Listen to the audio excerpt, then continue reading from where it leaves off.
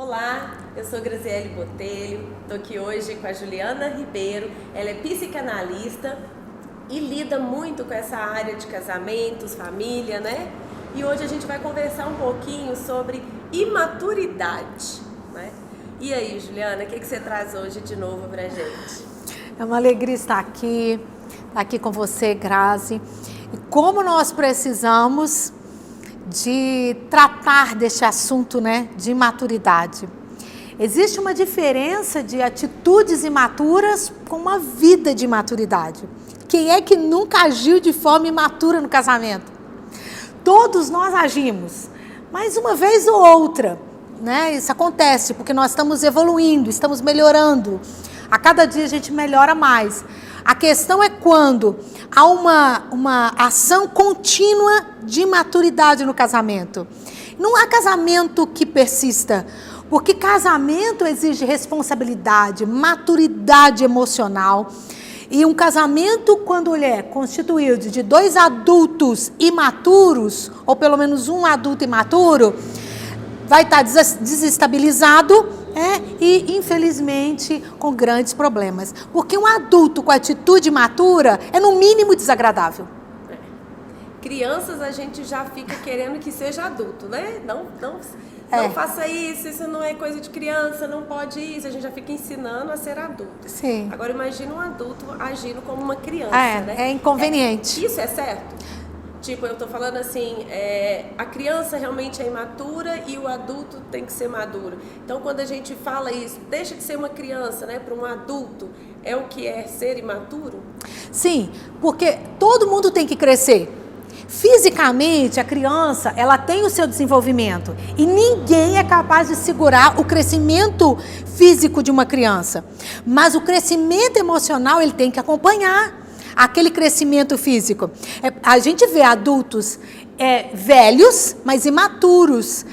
O cabelinho já está ficando branco, as rugas estão aparecendo, mas ele continua ainda com aquela característica infantil, característica de criança. Mesmo uma criança, ela tem que crescer, tem que desenvolver. Existem atitudes que convém a uma criança de 3 anos e que uma de 7 não pode ter. Porque já não tem mais coerência, são atos distintos. Então, uma criança de 7 anos não pode ficar engateando dentro de casa, porque já tem 7 anos, já tem que ter uma postura diferente, já tem que crescer. Agora, claro que existem pais que ficam permitindo ou seguram o crescimento emocional da criança. Mesmo que o corpo está crescendo, porque ninguém pode segurar o crescimento do corpo. Mas os crescimento emocional, alguns pais seguram, amamãezando muito a criança às vezes, impedindo que a criança tenha responsabilidade, comece a agir por ela mesma. Imagine só, Grazi, você tem 2 filhos também. Imagine se os seus filhos, com 8 anos, 10 anos, você pega um prato de comida, pega o garfo ou uma colher e coloca comida na boca dos seus filhos com 7, com 8 anos.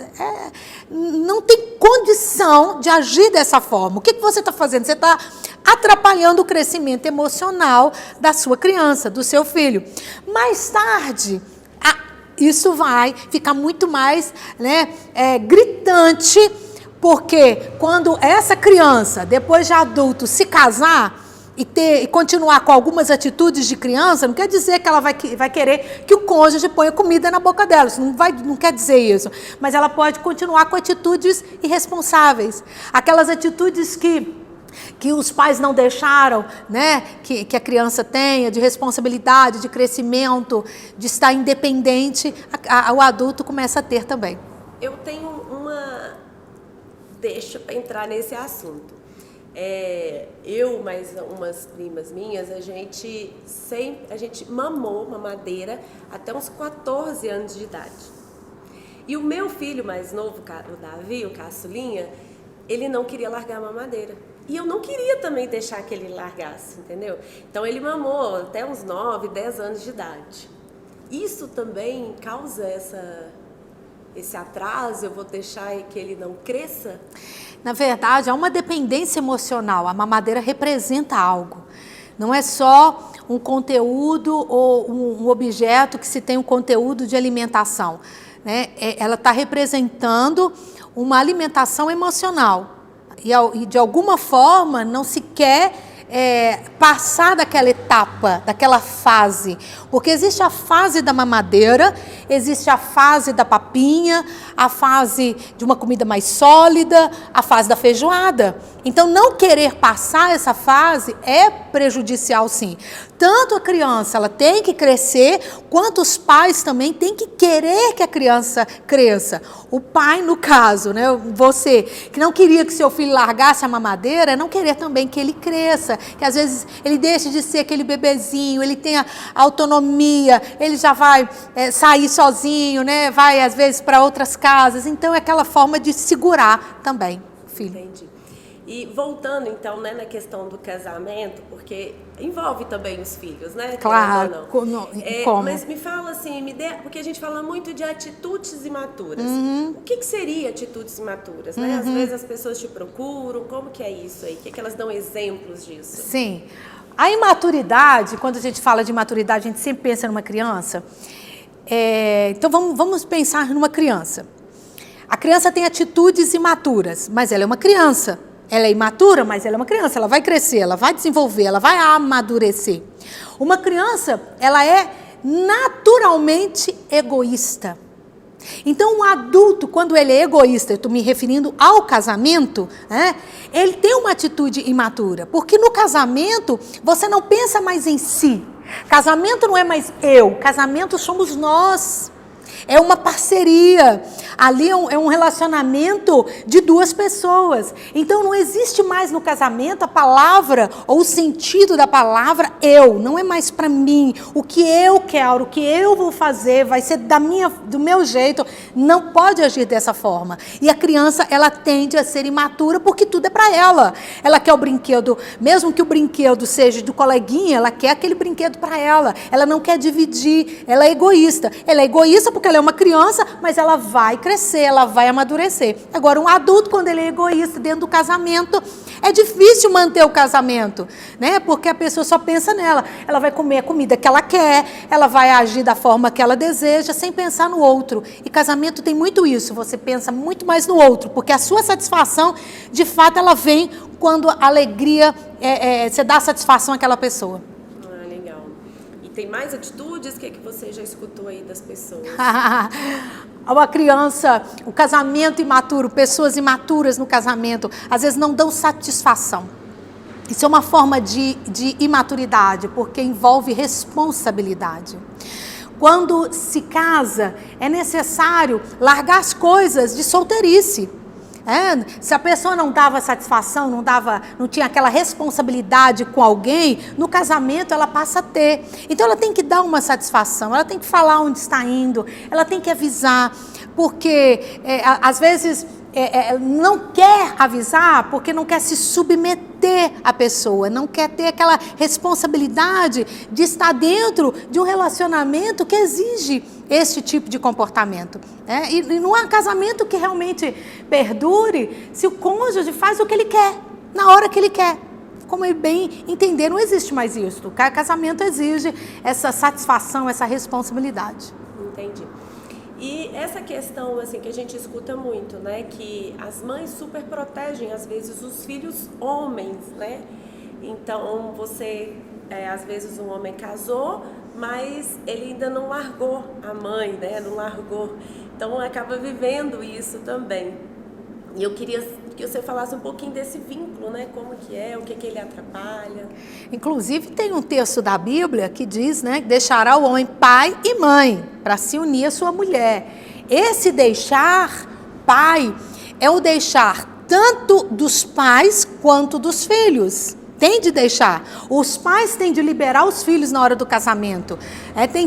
Meu marido usa esse termo, cortar o cordão umbilical, né, na hora do casamento, esse cordão emocional. E os filhos têm de deixar também os pais, sem ter que depender financeiramente. É um problema muito sério, porque alguns casais decidem casar. mas não querem passar pelas dificuldades do casamento. Não querem construir ali um relacionamento. O relacionamento está sendo construído. E que se constrói a base desse relacionamento também é uma base financeira. Está construindo, está ali adquirindo patrimônio, adquirindo uma casa, adquirindo um carro. E às vezes o casal casa, mas quer continuar dependendo dos pais. Me dá o dinheiro, eu preciso comprar o carro. Me dá o dinheiro, tem que pagar isso. Não, agora vocês estão casados, se vira. Tem que crescer emocionalmente. Mas vai passar por dificuldade, mas é a vida, é normal.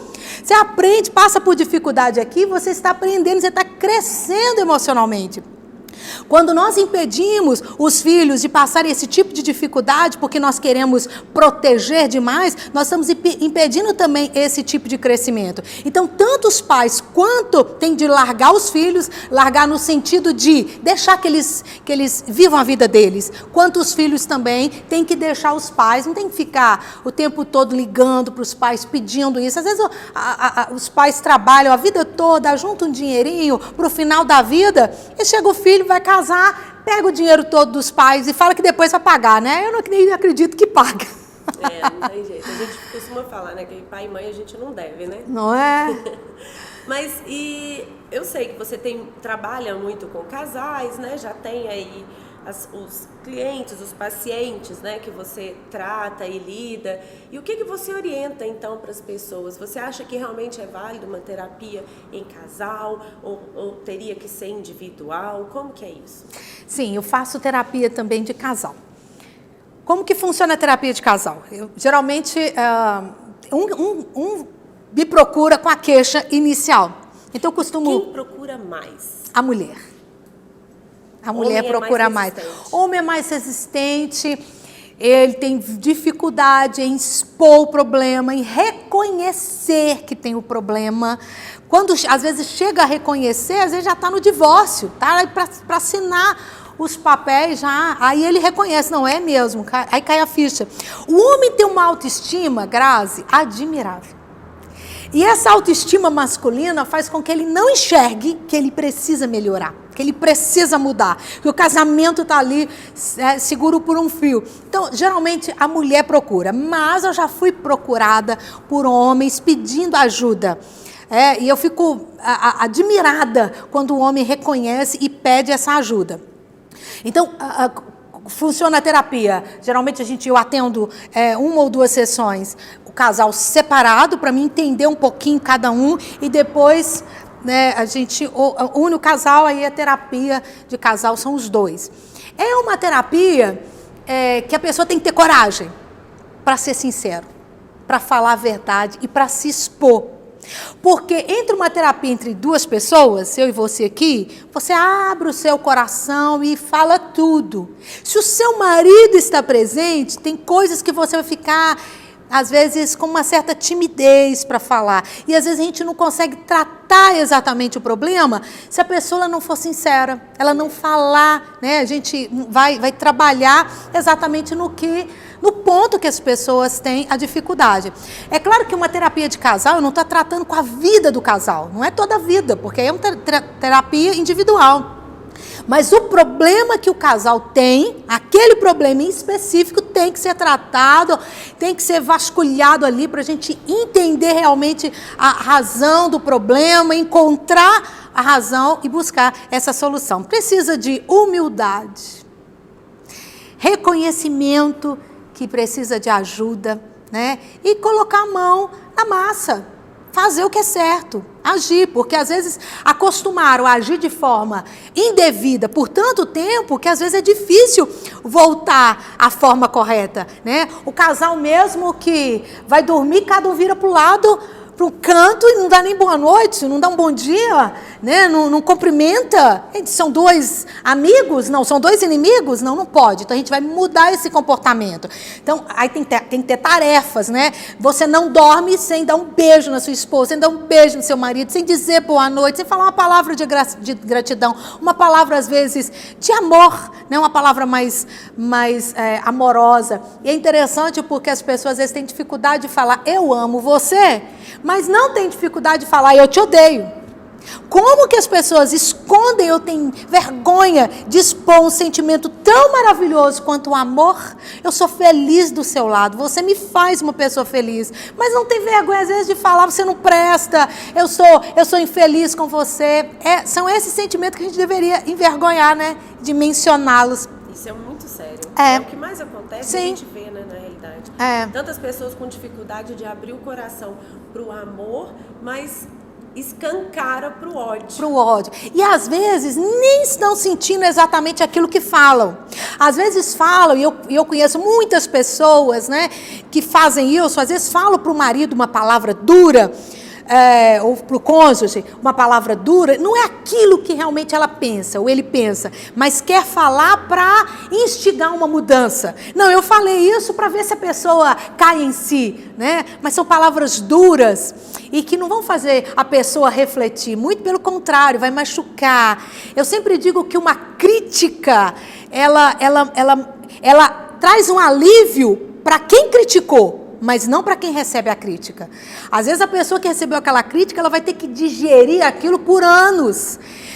E vai pensar e vai ficar se amargurando por aquela situação. Então, é melhor um elogio, é melhor uma palavra sincera, né, do que uma crítica dura para tentar acordar as pessoas. Não é dessa forma que a gente desperta as pessoas emocionalmente ou para a vida. O que você orientaria, quais as dicas, né, que você poderia dar aí para alguns casais para se suportarem, né, continuarem aí ou melhorarem o dia a dia, né, que estão ficando dentro de casa? Uma dica muito importante é que a gente não consegue mudar o cônjuge. Então, desista de querer mudar o seu cônjuge. É uma batalha insuportável, impossível. Mudar nós mesmos já é difícil. Imagine se você fizer disto um alvo de vida. Eu tenho que mudar o meu cônjuge tem que ser diferente. Cada um tem que mudar a si mesmo. Imagine, Grazi, um regime. A gente está fazendo uma dieta. Não é fácil fazer dieta. Não é fácil mudar hábito alimentar. Agora imagine você querer mudar o temperamento, o jeito da pessoa. Então, aceite o seu cônjuge como ele é. Cada um de nós precisamos melhorar enquanto ser humano, mas é uma tarefa pessoal. E tem que ser um desejo pessoal. A gente não pode forçar o outro a querer mudar, a querer melhorar. E é interessante porque no período de namoro se aceita tudo. Entra-se no namoro com o olho fechado, ou de olhos fechados, você não enxerga nada, você não quer ver nada. Todo tipo de comportamento, às vezes, desagradável, né, é passado despercebido, porque a pessoa está com os olhos fechados. Mas chega no casamento, aí os olhos simplesmente, milagrosamente, se abrem. E a pessoa começa a enxergar absolutamente tudo. Tudo, qualquer detalhe, tudo incomoda, tudo está chateando. Talvez a gente precise, principalmente nesse período de pandemia, onde os cônjuges estão dentro de casa, precisa talvez de uma dose maior de amor. Aquele amor não é um amor que a gente tem que ter para um desconhecido, mas é um amor pelo cônjuge, sabe? E forçar, porque não há melhor forma de você amar do que doar. Vou dar um exemplo. Os pais amam mais os filhos, porque naturalmente os pais oferecem muito mais para os filhos do que os filhos oferecem para os pais. Automaticamente, quanto mais os pais dão coisas para os filhos, oferece ali aquele amor, mais os pais vão amar. Então, no casamento é a mesma coisa. Então, nesse período, faz uma limonada, leva lá para o seu cônjuge, faz um cafezinho, leva lá, faz um almoço que gosta, né? O marido lava as louças para a esposa, ajuda nos afazeres da casa, divide ali as tarefas, porque é um doando pelo outro. Casamento não é uma união de uma pessoa só. Não é um relacionamento unilateral, onde um tem de estar casado. Casamento é uma relação bilateral. Duas pessoas estão casadas e têm o mesmo alvo, estarem felizes, fazer o outro feliz. Isso depende, claro, dos dois. Os dois têm de querer. Essa mudança tem de ser necessária E a pessoa tem que querer. E alguns casamentos, alguns cônjuges dizem assim, mas eu não consigo mudar. Isso é bobagem, porque todo mundo consegue mudar. Grazi, se você estivesse participando agora de um concurso e você fosse ganhar R$1 milhão para você emagrecer 10 quilos em 2 meses, você ia aceitar esse desafio ou não? Lembre-se do resultado. R$1 milhão. Você ia aceitar ou não? Ia. Você ia pensar, você ia... não sei se eu consigo. Você teria alguma dúvida? Não. Por causa de quê? Por causa do prêmio. Do objetivo, do prêmio de R$1 milhão. Um homem, quando está interessado numa mulher, e ele não faz, às vezes, de tudo para conquistar aquela pessoa, porque ele tem um objetivo, aquela pessoa. Às vezes viaja, né, o Brasil todo, às vezes até no mundo, por causa daquela pessoa, porque ele quer, tem um objetivo. Casamento também é assim. O cônjuge só não vai lutar se ele não quiser. Porque todo ser humano, se ele tem um objetivo que ele anseia, ele vai mudar. Ele vai fazer qualquer coisa. Uma pessoa mesmo que está querendo uma promoção no trabalho, e ela tem que trabalhar, às vezes, 12 horas, ela tem que trabalhar muito, ela tem que voltar para a sala de aula, ela tem que se dedicar, mas ela vai ter uma promoção, ela vai ganhar mais, ela vai ter um título, ela vai se esforçar por aquilo, porque ela quer. Casamento, quando o cônjuge desiste, é porque ele não quer. Porque todo mundo pode mudar. Todo mundo, quando tem um objetivo e ele quer aquilo, ele pode mudar. Como pessoa. E nós temos de mudar a nós mesmos. Né? Então, eu sempre falo, às vezes, para as mulheres, né? Às vezes as mulheres querem um príncipe encantado. Um homem romântico, carinhoso, educado, né? Atencioso. Aquele príncipe encantado. Mas como que uma mulher pode querer um príncipe encantado se ela não é uma princesa? Se às vezes ela está mais para uma Fiona, né? A mulher às vezes sem educação, às vezes rixosa, briguenta, difícil de lidar. Então nós temos de melhorar enquanto pessoa, cada um de nós, para o casamento ficar melhor. E se não, mesmo com essas dicas, não deu certo, a gente parte para quê? Busca uma ajuda? Entre em contato comigo, eu vou poder ajudar. Lute pelo seu casamento, lute enquanto você puder. Eu entendo que existem situações que realmente não há mais possibilidade, né? Às vezes o divórcio ali é a única possibilidade, mas não veja o divórcio como uma solução para o seu problema, não veja. Às vezes o divórcio, alguns pensam que é a solução e é o grande problema, porque vai gerar tanta dificuldade para os filhos, para o casamento. Eu costumo dizer que o divórcio, ele revela o pior das pessoas. Cônjuges que tinham anos, estavam ali juntos, casados, e na hora do divórcio, eles ficam irreconhecíveis.